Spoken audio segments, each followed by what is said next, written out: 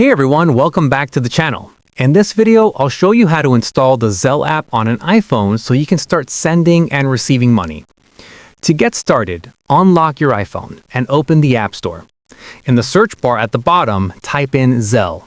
When you see the Zelle app in the search results, tap on it, then tap the Get button to download and install the app. You may need to confirm the download using Face ID, Touch ID, or your Apple ID password. Once the app finishes installing, tap Open to launch the Zelle app. From here, follow the on-screen steps to set up your account. You'll enter your US mobile phone number or email address, verify it with a code, and link a supported bank account or debit card. After setup is complete, you'll be ready to send and receive money using Zelle on your iPhone. That's it for this video. If this guide helped you install the Zelle app on your iPhone, make sure to like, subscribe, and leave a comment if you have questions. Thanks for watching, and I'll see you in the next one.